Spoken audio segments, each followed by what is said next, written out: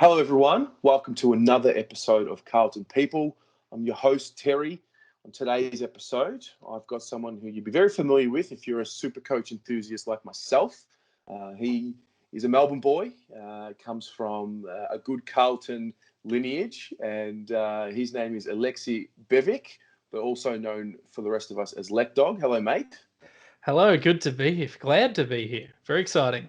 No, mate, it's a pleasure to have you on. We were just talking off air, and I was saying I didn't actually realise you were a Carlton supporter just through the articles that you were reading. I was reading of yours years ago when I was trying to, tell everyone that I'd be winning SuperCoach year in and year out. But mate, it's really good to have you on. No, it's a pleasure. Yes, I try and be Carlton free in my articles, but I've kind of given up on the more recent content. It's all about Paddy Cripps. Yeah, no, and for good reason. And obviously, we'll get right into that shortly. But I do want to take the focus away from the work that you do for a moment and talk and let you absolutely be the Carlton man that you are. Tell me a little bit about where it all began for you and how you got to become the Carlton tragic that you and I and everyone else is today. Yeah, it's it's not an interesting one in that I had no choice. I was born to be a Carlton supporter. Our family split pretty much down the middle, Carlton Collingwood, and like most families, a lot of rivalry. But lucky for me, the Carlton side won out, and my dad's a Carlton supporter. His dad's a Carlton supporter, and I became a Carlton supporter. Probably only had a vague interest in footy and a vague understanding through till around 2000. I was alive. I was 2 years old or something when we won a flag, so didn't have a lot of interest. But then when my dad and mum many years ago got divorced, he bought us a Carlton membership. He said, this is going to be the thing we do with me and my sister. So been a member since 2003, I believe, maybe 2002. Mm-hmm. Barely have missed games in that time. Pretty much everything in life revolves around going to the footy with dad. So if you've got other plans on that day, I won't be there. And so, yeah, been passionate supporter basically ever since, going to Princes Park and now missing Princes Park. So, just always have been a very passionate supporter and love the club and don't see myself not being a member anytime soon. Yeah, what an investment from dad with that first membership. Yeah, I think it was one of those, reasonably cheap family memberships, but steadily we've stepped up as the years went on. When they upgraded our memberships a couple of years ago as a thank you for remaining supporters, they put us right on the wing at Marvel Stadium, right down on the 50 on the edge at the MCG, and we've maintained those seats since. So we're happy to do it this year. No questions. We're always going to be signed up members. So just absolutely love it and set me up for basically my career, to be honest with you, and everything I've done since. Yeah, no, for sure. Well, when's your first memory of either going to a game or watching a game? When does that kick in? I'm not sure how old you are. I'm a 91 boy. 92 myself, 92. Okay, so yeah. Late 92. So we have a very similar experience. Yeah. I've got sort of some vague memories of going over to our family friends' Essendon games, Essendon supporters, in the year 2000. But my first proper memory is probably Brendan Favola punching Alan Didak in the head. So at one of the brawls we had at Collingwood, and while it's not the best moment, it's one that stands out to me. I think he'd been treating a young Mark Murphy, pretty poorly, and I think Fev flew the flag for him in that instance. I'm not sure if I'm thinking of the same game, but I remember early days, Murph's early career. I think Maxwell gave him a big one, and then I think it was either quarter time or half time. I'm not sure if I'm thinking about the same game, but I do remember an all-in brawl with Fev involved and Didak, and Yeah, I think we're thinking of the same thing. I don't remember the specifics, but that's when I knew I was a Carlton tragic, because you get your heart racing when that sort of stuff happens, and I don't condone it, but as a young Carlton supporter, it was awesome. Yeah, I mean, I totally condone that type of behaviour. I think, if anything, we're probably lacking a little bit of that today. That's a good point. We're missing the likes of Mitch Robinson and players like that, but we can talk about that later, I'm sure. Yeah, for sure. Talk to me about your SuperCoach journey, where that all evolved from and how it began and sort of where you are today and what that's been able to bring for you. Yeah, SuperCoach is, geez, I've been doing it for a long time now. We were talking about the other day, almost like 10 years I've been writing for the site. For 4 or 5, I've been doing the podcast, or however long it's been. So it's been a while, but sort of started, always loved playing SuperCoach. Had tweeted a lot about it, but not really done much content. And then I had this little YouTube channel in high school, and I put up this stupid video of me rapping, which, unless you've already got the link, you can't find it. Anyway, I put up this video, and the guys at Jock Reynolds saw it and thought it was hilarious and said, "Hey, can you do a video for us?" And that was probably close to 10 years ago now. So I did a video for them. They loved it. I started writing articles for them. Eventually, they stepped aside, Jock and Higo. I took over running of the actual website, and me and the boys have been doing podcasts and articles and content ever since. It's been really great for us. I've been able to meet some awesome people in the community, write articles for the Herald Sun. It really set me up to get into the degree I did at uni, which was a degree Bachelor of Sports Media at Holmes Glen.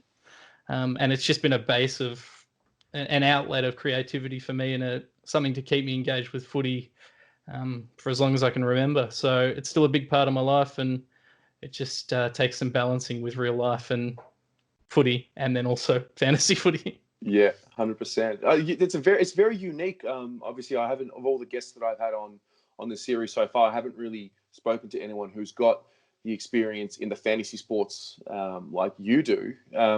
Talk to me about, and I've dabbled a lot in SuperCoach, but I've worked with sports clubs and had conversations about better engagement and whatnot. But I'd be fascinated to see your insight as to where fantasy sports was and where it is now, and where you sort of see it going. Yeah, so in Australia, it's still something that's growing. Obviously, the interest 10 years ago was pretty minimal. It's been around forever, but in different forms. It used to be you could write into the paper and submit a team at the start of the year, and that was kind of it. So it's always been around, but it is growing. I think the major differences to when we started and now is there was, you had The Age running their version of the game, Ultimate Footy. You had the Herald Sun running their game, and you had the what is now AFL Fantasy, and they were all running very siloed content, and it still's a little bit, but they had journos working in those organizations producing the content, and that was it. But they've moved to a more involved and welcoming setup where they bring in contributors from just the community to help promote the game and themselves. So that's given a lot of younger media people some opportunities to get their name into the paper.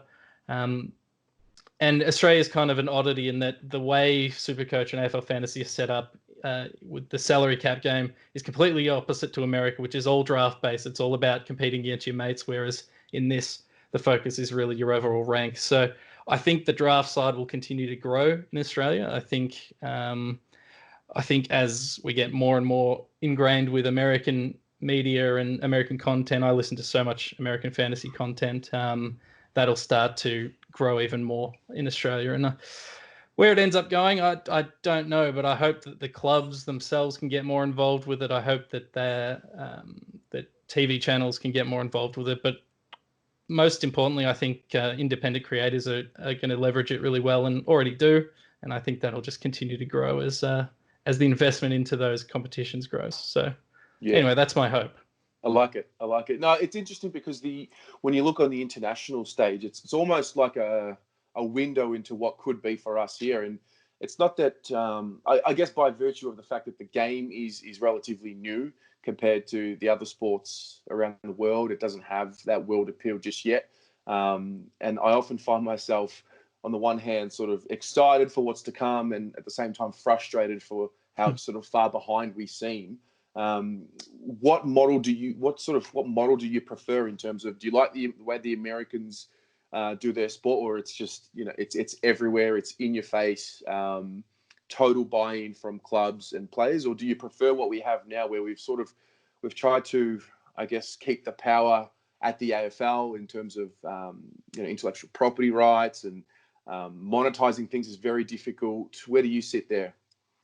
Yeah, well, I have always thought this way since I studied, since I worked in the field. I think that organisations like the AFL should just open it up. That you shouldn't be worried as a someone making a podcast or running a website about using a photo of a player you're talking about.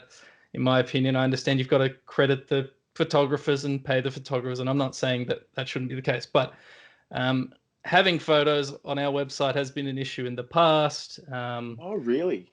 Yeah, we've always erred away from doing that. Lately, I've sort of thrown my hands up and just gone, whatever. We'll ask for forgiveness, not permission. But feel you.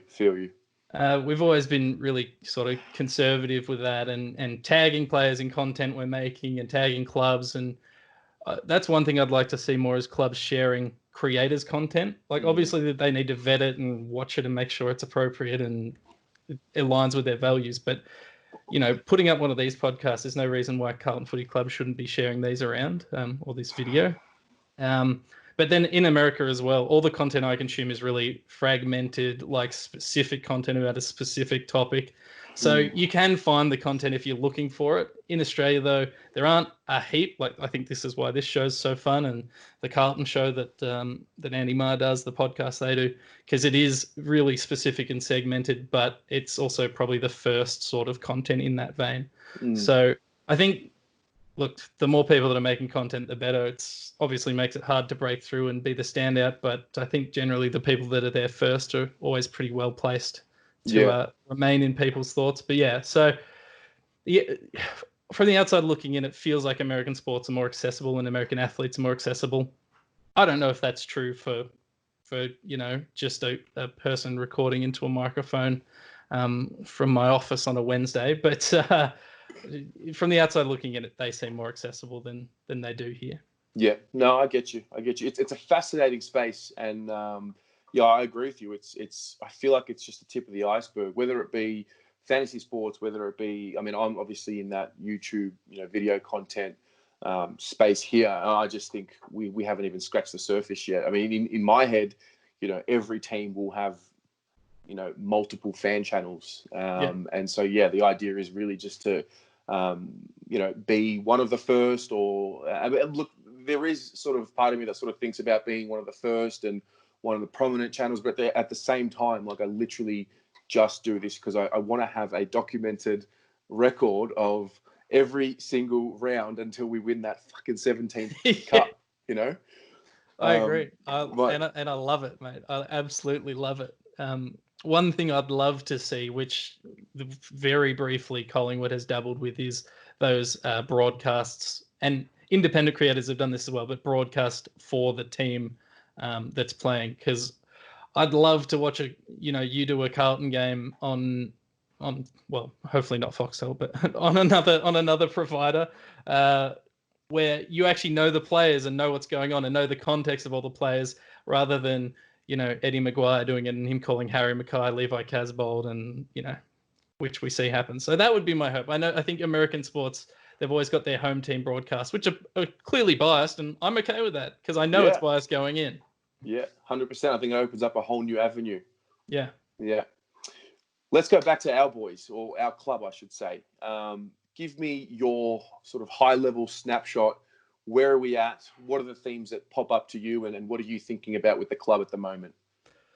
Yeah, I've been really positive lately, and for the last sort of 5 years, I've been saying 2020 will be our year to win a flag. So if we could do that, that'd be great. Yeah. We're probably not going to do that if I had to bet. Look, I think we're in a position where the wheels could still fall off, but it looks like they've been bolted on reasonably well.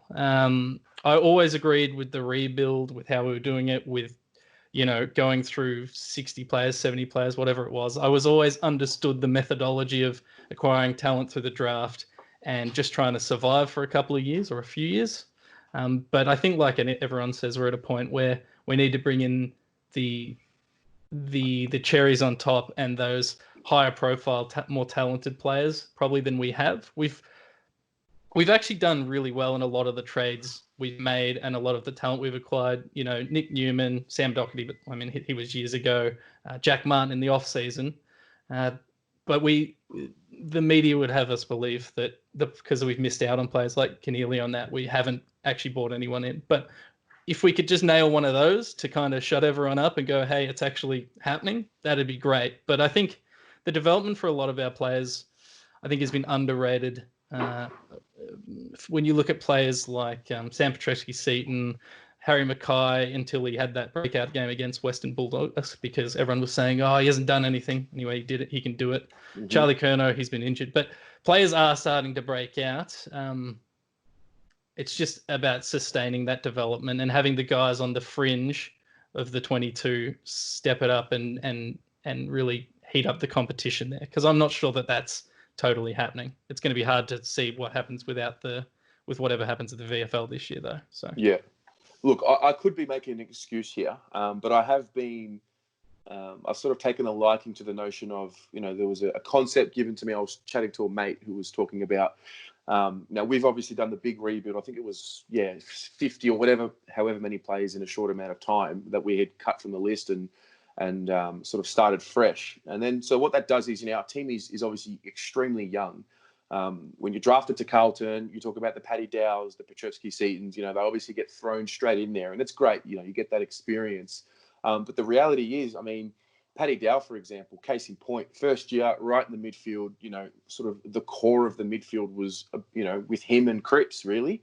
Yeah. And so the spotlight's on them really early. And any mistakes that are made along the way, I feel like are just magnified. And I use sort of Richmond as an example. You look at someone like a Shy Bolton, he comes in, young player, makes mistakes. He probably does make as many mistakes as a Paddy Dow did or whatever the case may be. But there's so many experienced players around him and there's so many stars around him that it doesn't really matter because they can sort of cover for him. And I think we've been hurt in that sense, whereby we just don't have as many players that can just carry that extra load. In theory, I think, and I guess you do as well, and we all do, the idea is, early experience will help us 6, 7, 8 years down the track. But it's just tough when we're just a frustrated club or a frustrated fan base. I feel like there's a division in the fan base in that there's those who grew up with success and us, yeah. Who just get handed down the stories about all the flags and the great teams and the great players. I'm very interested to know from your point, where's the tipping point from, hey, we're young and we're experienced to, come on, it's time to win. Obviously you want to win every week, but where's that real tipping point for the pressure? Yeah, that's an interesting one. I was looking through the list today. I thought you might ask something along the lines here. And I was looking at our list, and we've got a lot of those young guys we consider young who have still already got over 50 games experience. Charlie Curnow, Zach Fisher, Caleb Marchbank has 48. But so they're in that mix. They're still young, and they've got 2 and a bit seasons under their belt. But I was looking above 100 games, and I don't know what the average is across the AFL. We've only got Cripps, Casbolt, Jones, Nunes, Curnow, Cruiser, Murphy, Betts, and Simpson above 100 games, and 2 of those guys are above 300 games and probably at the very tail end of their careers. So we don't have a lot of guys who are actually experienced. I don't know where you draw the line of experience, but I look at the mistakes. You can see the upside of a guy like SPS when he's in the midfield, when he's confident, he's almost flawless. Mm-hmm. But then when he's getting beaten down and the pressure is on him to do that every week, it's not going to happen. And I think that's still a little bit of inexperience. But I'm encouraged by a guy like him that bites off more than he can chew sometimes. I'd rather he gives it a crack than doesn't. And as you were talking about, like Paddy Dow, for instance, you were talking about him before, the magnifying glass is on him for when he makes mistakes. Most other teams in the AFL wouldn't be relying on Paddy Dow to be the guy breaking out of the midfield and trying to hit a contested target inside 50. But for us, he's got to do it, because who else is going to do it? There's no one else. Cripper's got the ball out of the contest. It's up to him to do that. So the mistakes are magnified. In another team, he wouldn't have to do that. So by that sense, I think as a team, you don't necessarily need to bring out individuals. As a team, we're not experienced. They haven't experienced success. They haven't experienced really a cohesive game plan yet. So for me, look, if this let's say halfway through next season, if Teague's still the coach, please God, let's Teague still be the coach. Oh my God. And they've had consistent games together. as a unit, I want to look at the players as experienced rather than individuals. So I don't know if I've answered your answered your question there, but I don't feel like we're that experienced. Yeah, no, I get you. As you mentioned, the cohesive game plan, it just reminded me of obviously the Bolton era, and really the Bolton era probably signifies. I know we had a few players that are on the list that were already there when he came, but the Bolton era was really the beginning of the new era of Carlton. When was your tipping point for Bolton? Were you early in the piece thinking he should go, or did you take until the week before when we played St Kilda like I did to really fall off? Yeah, no, I was with him throughout the whole way. I don't think you can lay the blame at the feet of one person. I want not in the club. I don't see the meetings. I don't know how he interacts with the players. I don't know if it was entirely his coaching game plan. I don't know. But I was with him the whole way because I thought the methodology was sound. I thought Silvani, I think 90% of his trades he made for us, he won. You can track how those trades eventuated. I think a lot of those were, really smart decisions. He brought in guys like, Nick Newman, who's going to be in our best 22, Lockie Plowman, who's been in our leadership group and, came third in our best and fairest. I never really this is a weird one. I didn't lose faith in Brendan Bolton, but I never had faith that he was going to be the coach that won us a lot of games. I just thought he'd be the caretaker that got the players in, that got the players playing games, and I hoped we won a couple of games here and there. We were in a really bad shape when he took over, and it was almost an impossible task. He was never going to be the coach that got us to the finals. And then you did see a huge change when Teague took over. I was at the Brisbane game. I was at all the games, but I was at the Brisbane game, and it was a different team playing, which you'd seen a flash of once or twice as Bolton was coached. So my hope is that with the more freedom that Teague seems to give them, that we can win a few games. Because I think the talent's there. I think I've mentioned his name, but SBS, you just watch him when he's just freed up and allowed to do what he does, and he's going to be someone who takes this club forward. Jack Martin now, if he can be free to play in the midfield and then go forward when he needs to. I mean, you saw what he did against Richmond. Those 4 goals I've watched a lot of times. So I think the talent's there, and if the players are comfortable to execute on that talent, I think we'll be okay. But yeah, I was very defensive of Brendan Bolton the whole time because I felt like he was kind of put in an unfair position, and he was always going to be the one that took the fall out of it. Yeah, for sure. How much do you think the media influences that pressure gauge on the coach? I think they do. I don't think they should. I think the media influences fans, or often not even fans, just people who watch footy who then either say they're Carlton fans or open league fans of another team. Anyway, they get influenced by that pressure, and then I think that their comments and constant regurgitating of that news on social media does start to pressure people in the club. I would have liked the club to have stuck to their guns and backed Bolton in like they said they would. I think if you're going to make really strong public statements, you need to stick to that, even if it seems that the public's not happy. But, it's hard to say because I'm at every game, and I'm at every game next to the people who are at every game. So, I wasn't influenced, but I also did 3 years of a degree in media to not be influenced. So it definitely impacts, but I don't think it should. Yeah, no, I get you. I think maybe with, the prevalence of social media and maybe with fan channels, that narrative can start being a little bit more controlled. Who knows? Maybe the fan channels will. I mean, if you look in, Arsenal, case in point, Arsenal fan TV. I don't think we're going to get to a point where a footy fan channel gets to 1 million subscribers, but we're talking about some serious engagement now when we talk about Arsenal fan TV and what they're able to do. And I don't think they necessarily dictate the narrative, but Arsene Wenger actually did make a comment about that's where he sees the future of that pressure coming from. It's these fans. Rightly or wrongly, maybe it's the fans. It's an avenue for the fans to sort of take control of our clubs. We're all given that that spiel about how the clubs are owned by the members and whatnot. And maybe this is just going to be a platform for that to actually happen. Who knows? We'll have to wait and see on that. You touched on your game day experience. I'm really interested to get into this. Obviously we miss going so much. I think that 3-hour block, and even the whole day, but that 3-hour block of sitting there and just, everything is, it's the happiest that I can think of me being. What's your game day experience like? Yeah, so same. It's like my heaven is going to the footy and sitting with my dad. The weird thing is, we don't actually really talk a lot. We kind of just go, it's our thing. We meet in the morning, we drive in or we train in or whatever. We go to our seats, we get something to eat. We're always there really early, and then we just sort of have a chat with people around. And then when the game starts, I'm really nervous during game. And I'm chewing my nails, and I was working out, like, I haven't chewed my nails since we went into isolation. I couldn't work out what was going on, and I was like, we must stop going to the footy.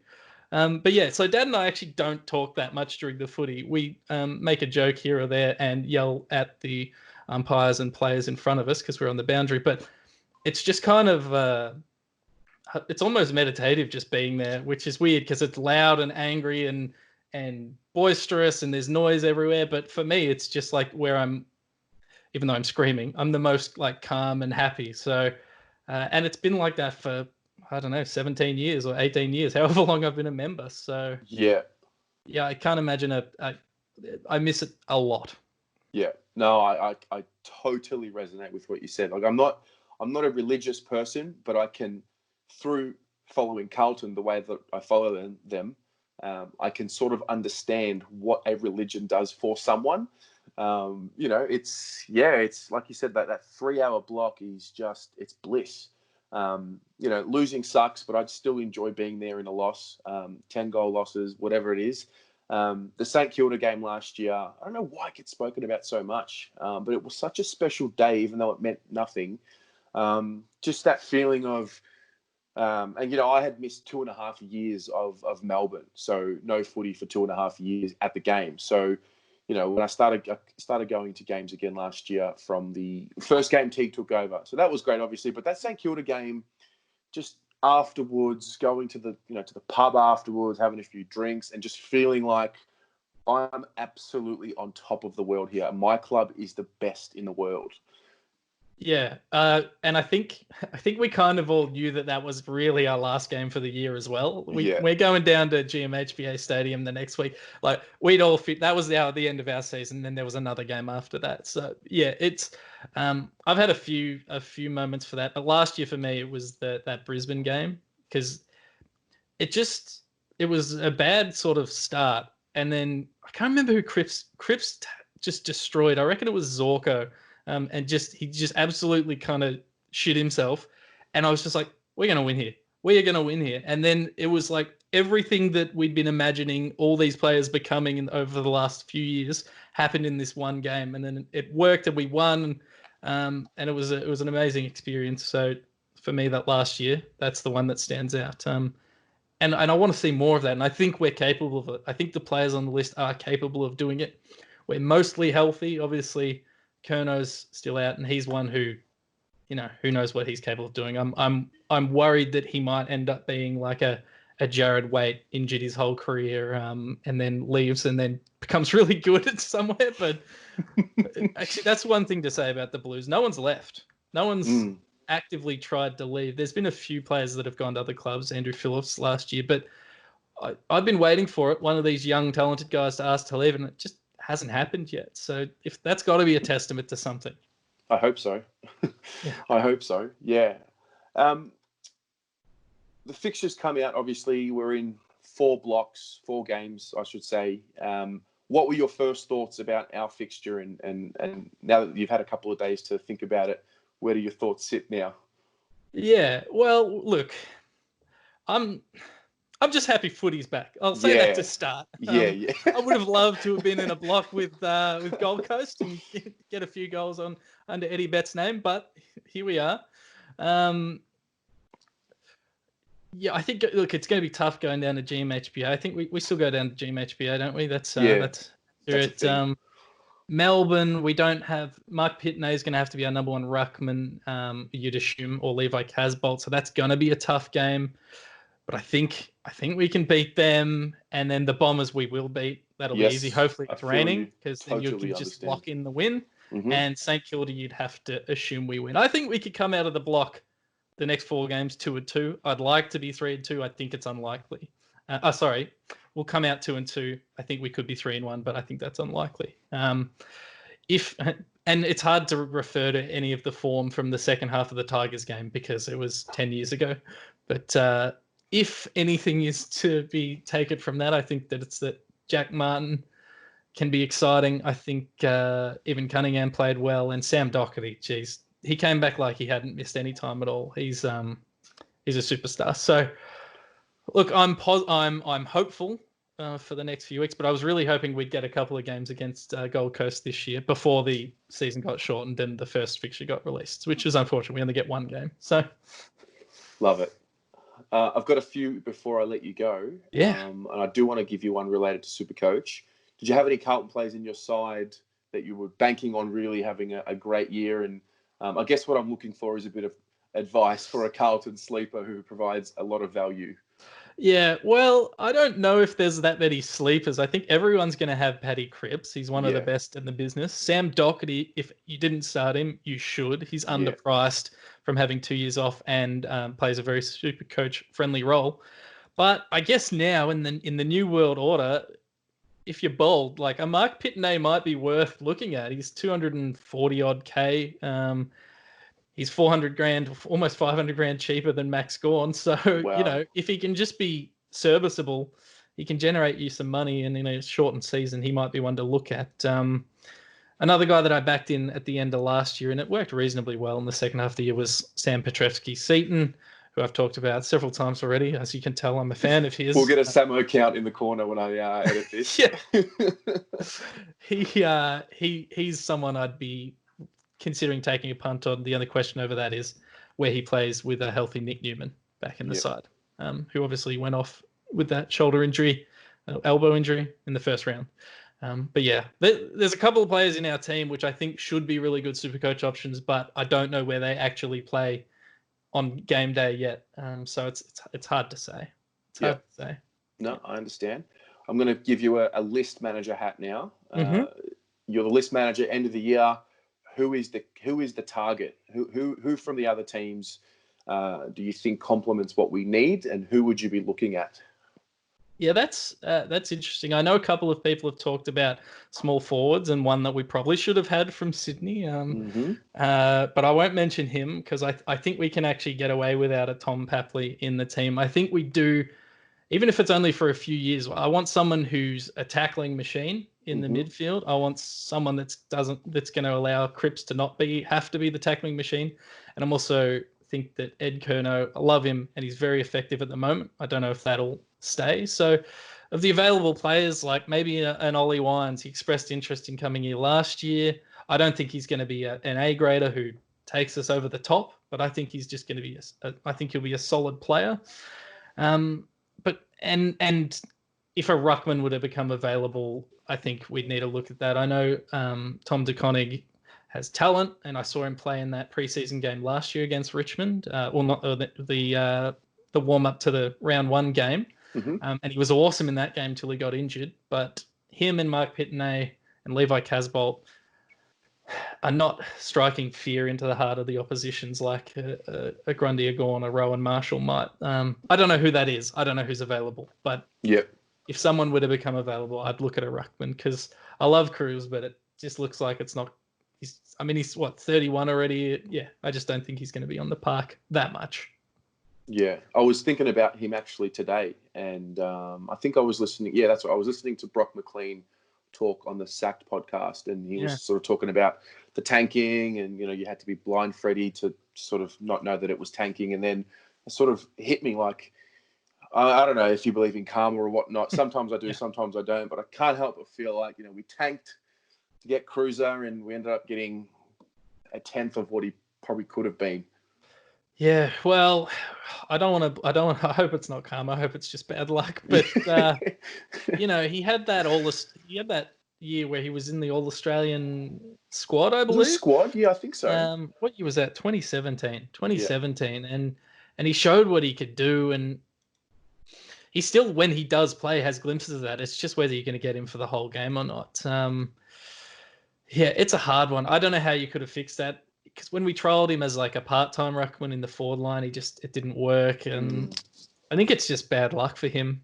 He's still played, 100, almost 200 games, so it's not like it was nothing happened, but he certainly hasn't reached the potential he needed. So I think the ruck, unless I'm completely wrong about Mark Pitney and Tom DeConnick and their superstars, and I just can't see that, I think we'll need someone. Mm-hmm. No, I get you. We're going to look back on this as a great memory in the future. So I want you to make a prediction. I know that you previously have said 2020, and so have I. But when are we winning the flag? What's the year going to be? All right, if everything goes right, now Cade Simpson will probably still be on the list at age 40. So when's that? 4 years' time? Yeah, let's say 2024. Cade Simpson's 40th year. Yeah, no, I love it. I love it. He'll be older and grayer, but he'll still be welcome. And who knows, he could break the game's record. But we'll have to wait and see on that. Mate, it's been a real pleasure to have you on. These chats are so refreshing for me. And, obviously we don't have any footy at the moment, but that'll change. Our life will be back to what we, consider to be normal. We don't ask for much. We just want the footy every week. And I think once we get that back, we're going to be in a lot more joyous mood. But yeah, like I said, thank you so much for your time. Best wishes with everything. And yeah. Oh, thanks for having me, Terry. We'll have to do this again. For sure, mate. Go Blues. Go Blues. Thank you.